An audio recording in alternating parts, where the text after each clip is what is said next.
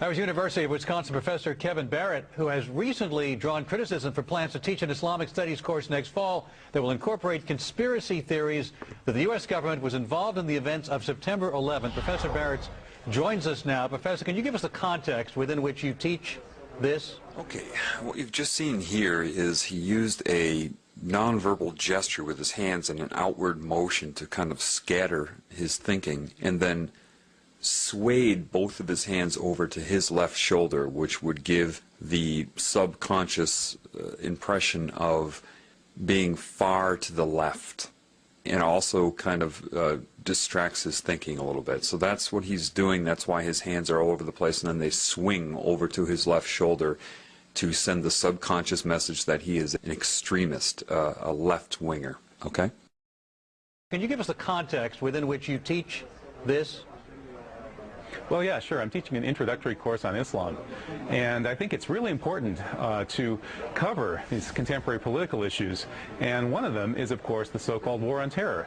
Now, the fact is that the great majority of the world's Muslims believe that 9/11 was an inside job. But that's your opinion, right? Again, manipulation is all about timing and redirecting and trying to take control of somebody when they're speaking. Here, you see a great example of that by saying that's your opinion, even though he just stated there's a vast number of people that are waking up, even though he specifies the Muslim community. That's not true. It's all over the world. So the journalist's responsibility to misdirect his thinking and to mislead you is to follow up and say, but that's your opinion, even though he stated that it wasn't just his opinion. But it doesn't matter, because people believe what they hear from newscasters. They take in the barrage of words, and the newscaster here understands that. So if he says that, he plants that seed. Now, the fact is that the great majority of the world's Muslims believe that 9/11 was an inside job. But that's your opinion, right? Well, no, that's your opinion that there was an inside job. Well, after studying the evidence pretty intensively for 2.5 years, I am convinced that 9/11 was, in fact, an inside job. And are students required to regurgitate that in some way in order to do well in your class? Again, more manipulation. I'm sure you caught that. Even though this very system of the world creates people to regurgitate, they will often accuse people of doing the things that they do. It's just part of it, okay? So by saying our students required to regurgitate that gives the subconscious impression that he is controlling their minds and not teaching them to think, when in actuality, to be able to see through the media, to be able to see what is going on, is not regurgitation. Any person that does regurgitate and only memorize and not think would not be able to see through it anyway. It doesn't matter. This is reverse psychology. This is just not even that. It's just manipulation. It's just name calling. It's I'm rubber, you're glue. Again, this is a way that he disrupts the guy's thinking with petty comments like that. He knows that this type of person would never want anybody to regurgitate anything, because that doesn't allow them to learn to think. Doesn't matter. If there's an audience to this, he plants that seed again.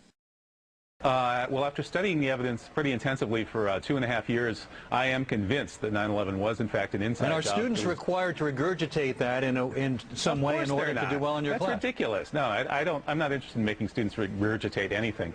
All right, Mr. Barrett, Sean Hannity here. Do you really believe that 9/11 was an inside job? Okay, Sean Hannity.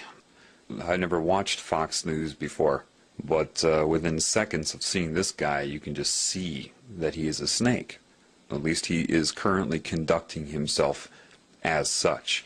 Now, this is pretty basic what he's doing. He's not giving eye contact. He's pretending to be bored with the guy's very presence. And this is a way to discredit him that way, as if he's just some sort of gnat and not even worth considering, and that's why he's purposely looking down and acting bored when he talks to him.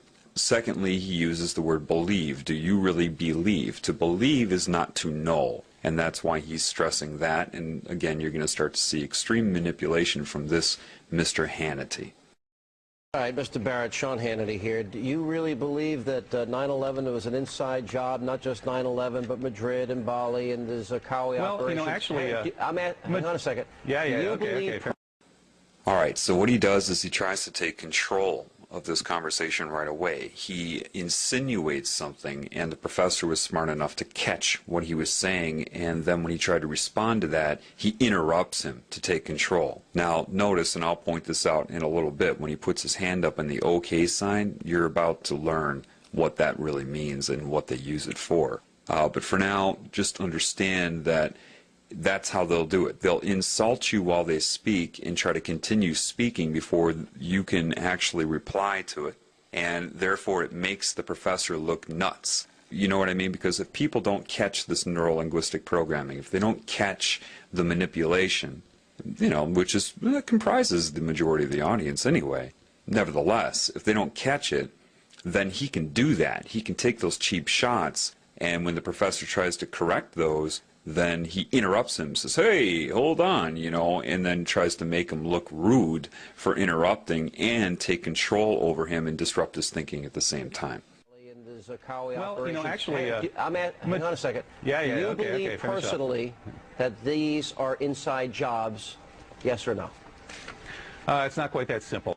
Okay, believe personally, that's another way to plant that into your psyche, that it is just he that believes this, and then he uses the yes or no trap, because that is, again, misleading if you can't see that. The way he twisted around that question would not allow the professor to be able to give a yes or no answer, because he injected manipulation into the question itself. So, when the professor tries to say that, of course, then it puts him under pressure.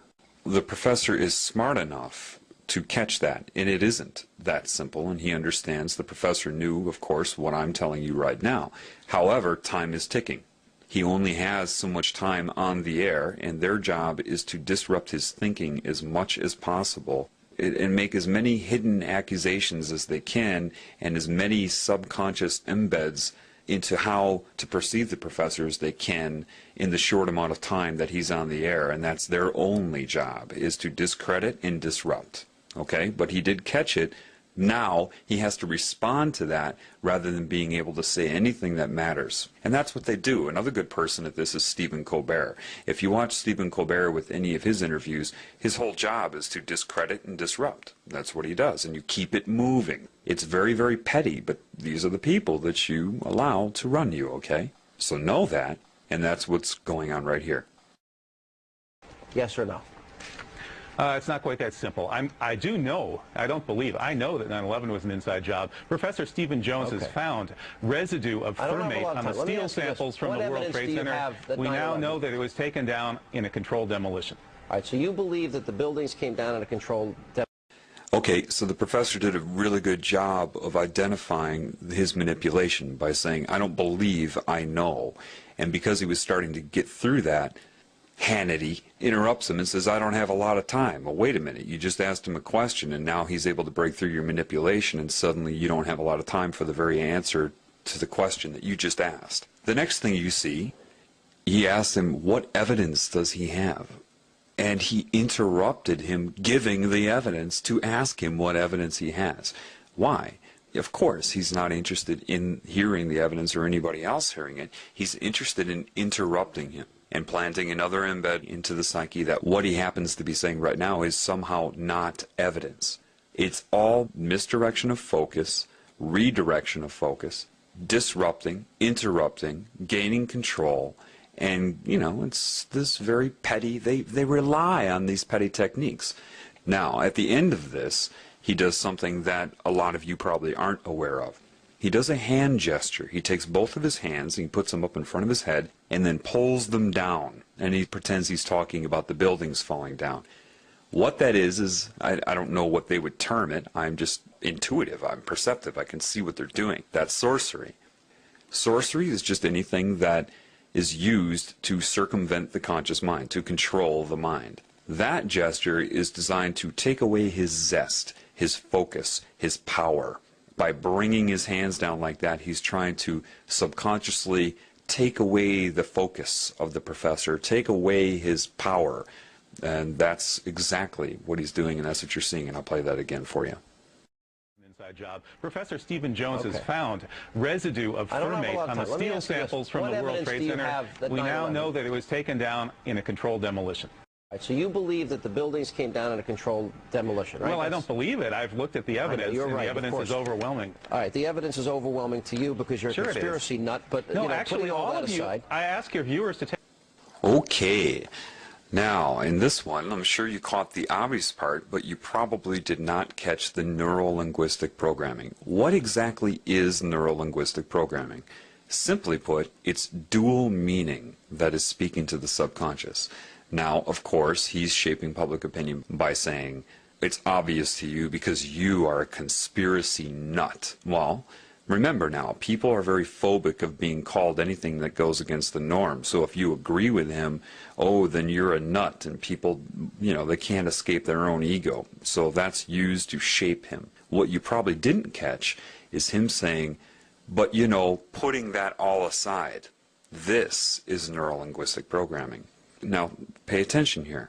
You're a conspiracy nut, but putting that all aside, what that is doing is he's directing your subconscious mind and your conscious mind to store that label, that impression of him. Put it aside. Keep that. It's called anchoring. In neuro-linguistic programming, because I've watched a little bit of it, I didn't need to watch it to pick up on how they do this, but it allows you to get some of their terminology down. They call this anchoring. Anchoring a thought, anchoring a concept, anchoring a feeling. Putting all of that aside means put that aside in your mind. He's a conspiracy nut. Do you see how they manipulate you? That's a very good lesson right there in neuro-linguistic programming. all right, the evidence is overwhelming to you because you're a Sure conspiracy nut, but no, you know, actually, putting all that of you, aside, I ask your viewers to take a look at this evidence for themselves. They can go to st911.org. That's all right, Scholars for 9/11 Truth. Take a look. Take a look at the demolitions. I know you think Morgan you're the Reynolds, the smartest guy former Bush administration official. Okay, that's pretty obvious. You see how he's treating him. Very nonchalant, irritated, bored. And I know you think you're the smartest guy in the world. This is, you know, the typical you're a know-it-all type of comment. If you watch that David Icke video where he goes back on Wogan, he draws attention to the same thing where he said, whoa, that's a cheap shot, when he said, you know it all. And the response was accurate. I'm not saying I know it all. But people are trained to hate people who, quote, know it all. Why?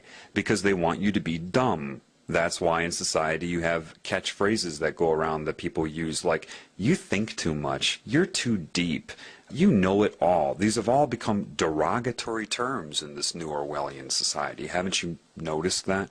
His response is petty and childish, but he means to be this way. It does nothing, it addresses nothing. He can't think of anything to say in response to the professor, so he has to take a cheap shot like this. I know you think you're the smartest guy in the world. That should be obvious to you, that is just overdoing it, creating, manifesting an insult, just again for one reason and one reason only, to disrupt his thinking and to program your mind on how to view him.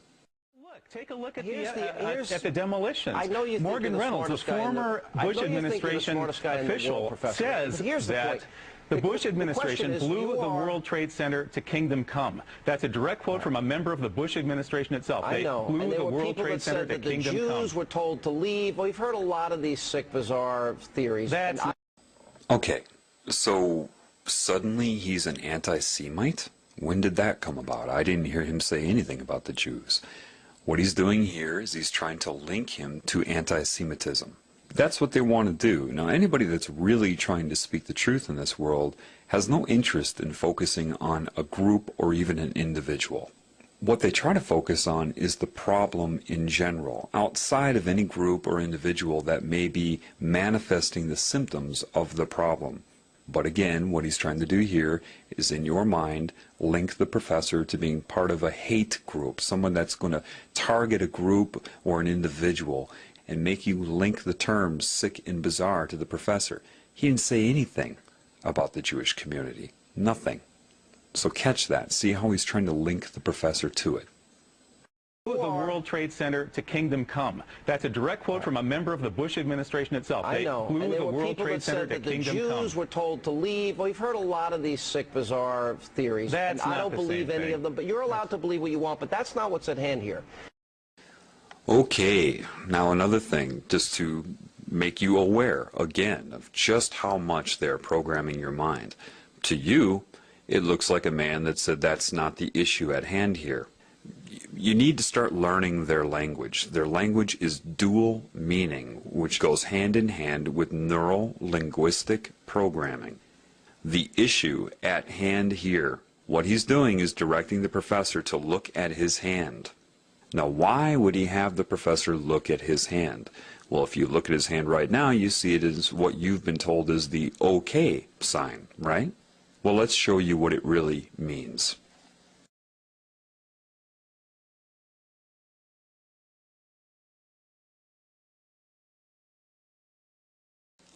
The OK symbol, as you see right here, means 666. For some reason, 666 has some sort of control over the mind. Now, it could have something to do with the beast computers many of you have read about. It's sorcery. It is putting a hex on somebody. It is subconscious symbolism that somehow affects some people. It doesn't affect everybody.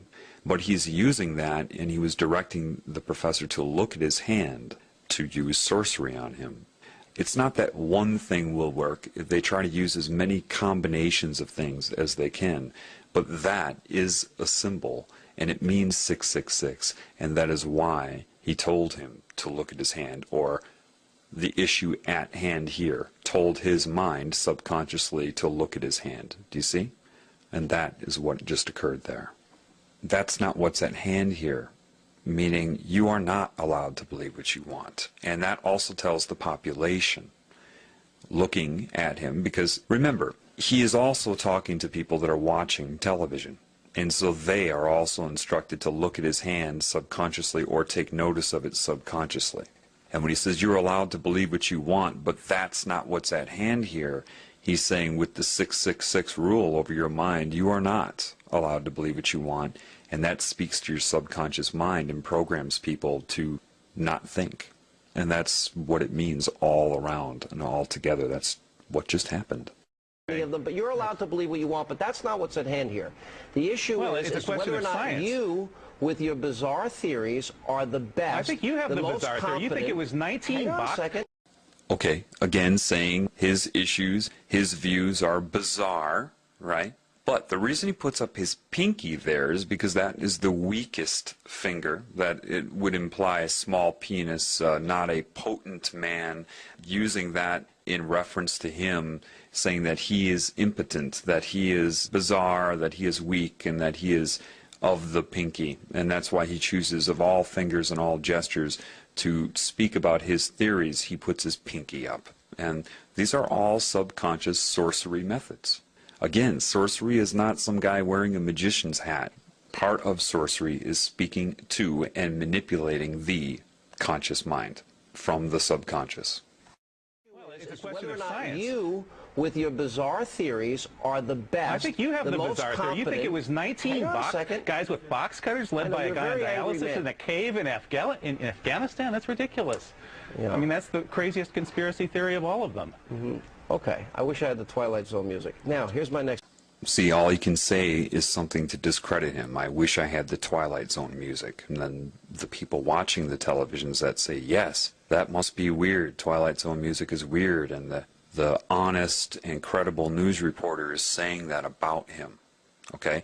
Now you see that all the neuro-linguistic programming is starting to get to the professor. He's starting to screw up his words. He's starting to screw up his concentration. He's mispronouncing. That's because there's a lot of negative energy being focused on him, interrupting his thought process. So you can see how he's starting to screw up his words, but he's still holding, with all of that working against him and being unaware of those techniques, he still holds his own, but you start to see it get to him a little bit.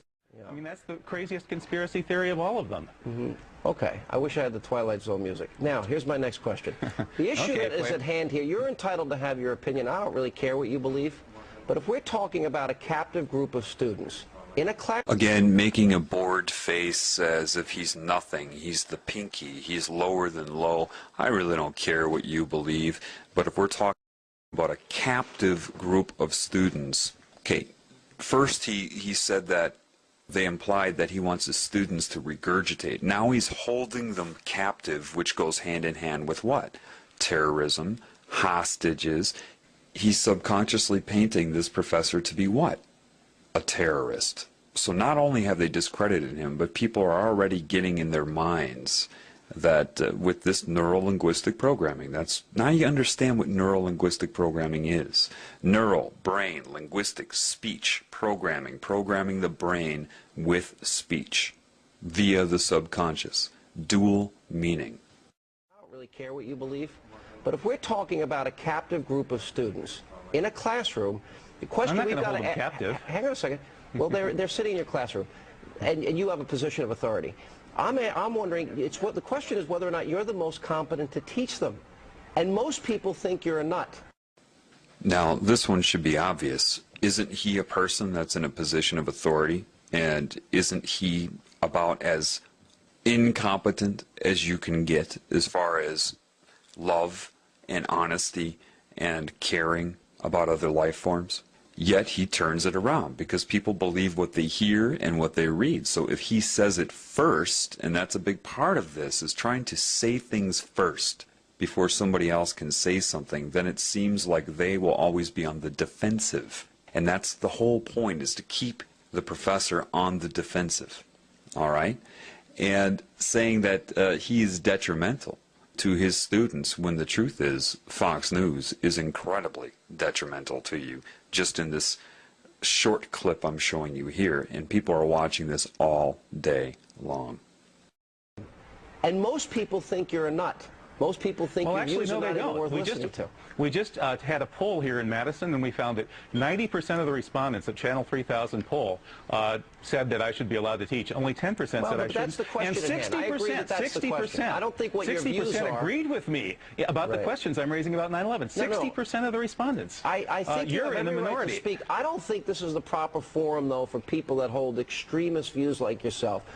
Okay, first of all, when he says no, like that, what he's doing is he's programming the television viewers' collective consciousness to disregard the results of that poll. He says no, and then your mind says no to the information he just gave. These are just little tricks he slips in there. And most people think he's a nut? What? But see, people watch that, of course, and they store that in their mind as fact. Of course, most people do not think he is a nut. But if he says that, he programs anybody watching this television program, hint, hint, that everybody thinks he's a nut. So I will too, to fit in. Where did he get that number? How does he know most people think that he's a nut? Think about it. They don't. He just says it, and then the professor has to respond to that. He's totally disrupting the whole interview. So it appears to people, because time is moving by, that there's actually an interview going on here. But it's not. It's only about disrupting and discrediting and programming your opinion.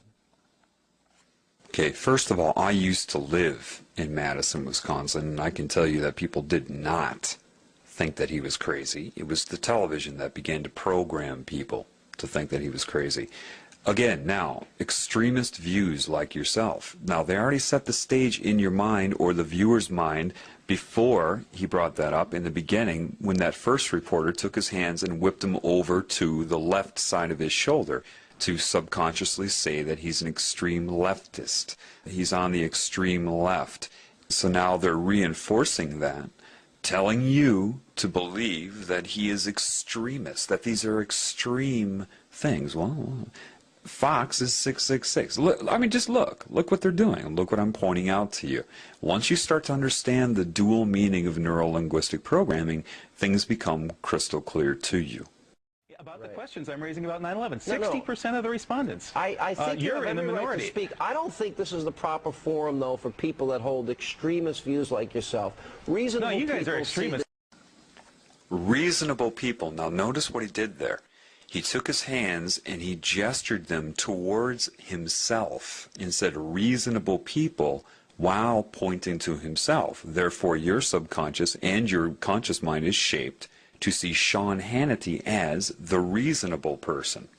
They're always using gestures against you in coordination with dual meaning in things they say and direct meaning. So again, reasonable people, all he has to do is point to himself, and that's a subtle, nonverbal gesture to make you associate being reasonable with Sean Hannity's point of view.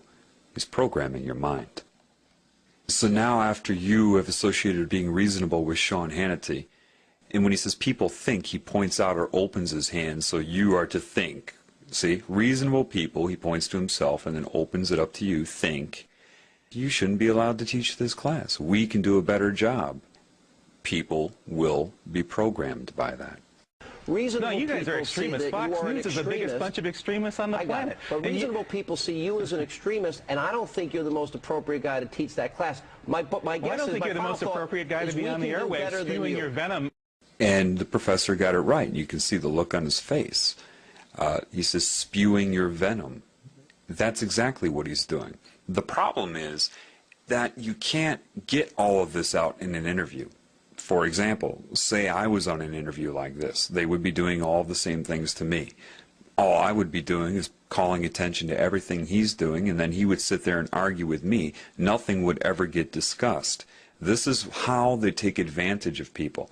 Look how long it's taken me. Do you know this clip is only like 2 minutes long, normally? But just to describe 2 very short minutes of media to you, look how long this is taking. That's the problem. That's why I haven't done it before, because I can sit here and explain it to you, but you need to open up your eyes so you can see it for yourself, because it all happens way too quickly. If you try to explain something that happens in a 3-second period, if you're not educated on that, if you're not aware of it, it will go by way too fast before you can bring somebody up to speed to understand what's going on. This is why I had to break it down for you, but I still can't do this with everything I see, because this is everywhere. This is common. This is always going on. And it just, you need to educate yourself, but you need to become aware. Again, dual meaning, neuro-linguistic programming, gesturing, association of concepts and beliefs to link them, anchor them in your mind, to misdirect your perception, your beliefs, and your ability to perceive reality in general. Class, my guess I don't think you're the most appropriate guy to be on the airwaves spewing your venom throughout this country. I think you guys should be taken off the airwaves because you are the guys who are we don't want to silence anybody. You teach and we'll do Hannity and Combs. Thank you, Professor. Coming up, we'll have a... We don't want to silence anybody. That's exactly what they have just done. Though you heard a lot of speaking going on, nothing was able to get out into the open. They completely took control of this poor man. And he's brave, okay, to get out there, lose his job, and to speak the truth. And they hound him like bees. They're using techniques that are hidden, that are sorcery. They're of sorcery in their nature. They're hypnotic. They're using negative energy, manipulative techniques, childish argument techniques. And so you've seen a lot of talking, but nothing got out into the open. And you see how nervous they made him. Why? Because he had to keep dealing with their techniques, and he couldn't express the truth. And this is how anybody who tries to get on the media to speak the truth is manipulated, and that's why most don't even bother. They don't bother because they would just get into an argument. I mean, what's the point? The expert that I've seen at this is Stephen Colbert. He was one of the biggest disinformation agents out there. He'll get somebody in for an interview and just completely distract, disrupt, discredit, and there is no interview. That's what I call Stephen Colbert's interviews. They're not interviews. They're Stephen Colbert using techniques to distract and discombobulate, basically. So this is why you don't get the truth in the media. Even if people do get a chance at airtime, they will be interrupted, misdirected, hypnotic suggestions to the audience that are watching it. You just can't. People that know the truth won't even try. They won't even try to go on the mainstream media, and people that do, it ends up like this. So until that is addressed, then nothing will ever be told on mainstream media. But what you can learn from this, don't watch TV. Okay? I hope this helps.